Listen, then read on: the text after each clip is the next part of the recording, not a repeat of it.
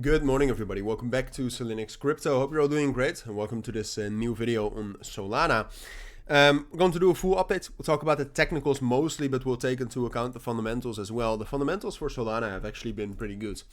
So let's start off with that because then I will have to be a little bit more critical. I have to say, the price action over the course of the last 12 hours has been pretty good.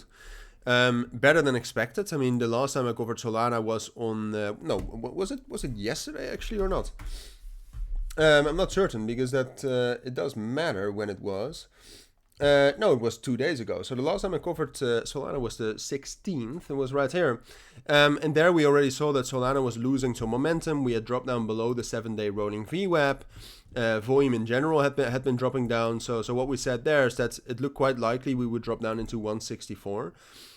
Which we did, but that from there we would still find some support. So no, I mean that prediction was good, that analysis was good, and so far we've also bounced from 164.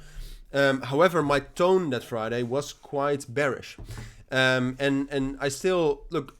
Technically, the chart is telling me we are not bearish, but I still think there are some things you need to be aware of and you need to be cautious for. All right, so we'll talk about that. But first of all, fundamentals right here.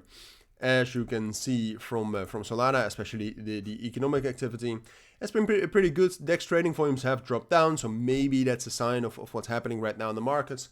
It's too early to say, right? Because the DEX trading volumes over the last week are still, like the last week in trading volumes was still the best week since February, right? So ultimately, fundamentals are still good. However, there's a couple of things that I'm slightly worried about, all right? Because, Solana, with the price action we've seen so far, has done well in reclaiming the balance we had before, all right? Solana had balance right here around the 365-day rolling VWAP, which, if we're in balance here, then we can also get a continuation higher. And you can see right now that Solana yesterday, after breaking down below that balance right here, we reclaimed back into that this morning. So that's great news, right? Because technically that means that we're back into that balance, and from that balance, there's still a chance to get a bullish breakout. That's great. However, the way we got into that balance and is with very low volume right here, which I never like, right? You would much rather have real volume breaking back into something, or breaking above something. So whether that's the lows of a balance or a resistance level, you need volume, then it becomes more likely to hold. And the open interest also went up a bit, right? So then you have quite a lot of leverage. We have left imbalances to the downside with this fair value gap. The volume is quite low. And then, yes, technically we have broken into that balance, but we're still below the 7-day rolling VWAP. We're still at the yearly rolling VWAP, still at a major resistance level. So for now, I'm going to give Solana the benefit of the doubt, because technically we have broken back into that range.